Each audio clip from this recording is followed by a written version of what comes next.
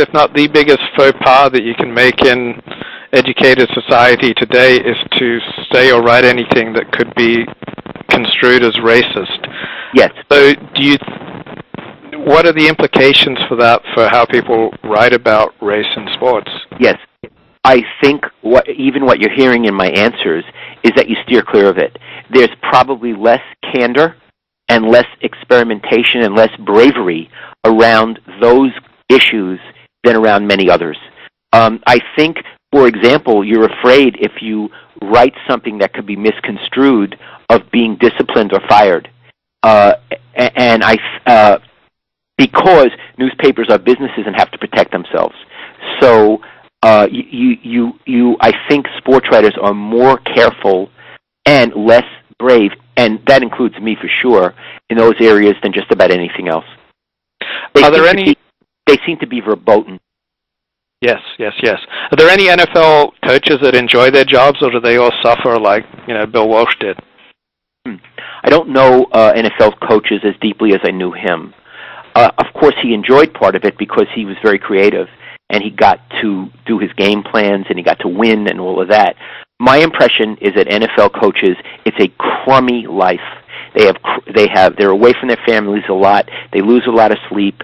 They are under tremendous pressure all the time. They age. It's one of the things that I learned being around a football team is I could not imagine how anyone would ever want to be a football coach. It seems like such a dislocating life. Okay, last question. What have you learned from being interviewed on the radio and or TV? Okay. In fact, I'm going to be on tomorrow morning at 8:30 on KMBR. What have I learned?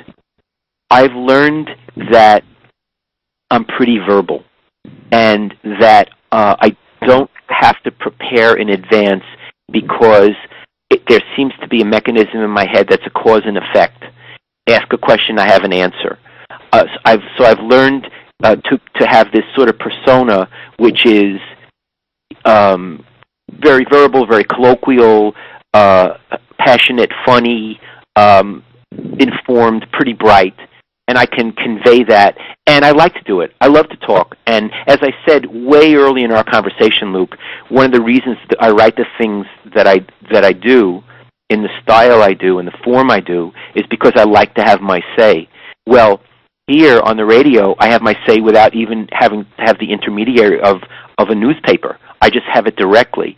So actually, I found that I like it a lot. Wow, thank you so much, Lowell. This has meant a great deal to me. It's like a dream come true.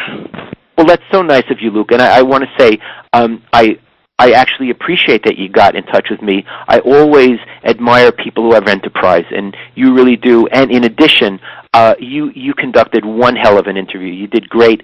I actually don't know if I could do as well as you did. You really were very good. Oh, thank you so much. That totally rocks. Okay, all the best. Thank you. Be well. You too. God bless.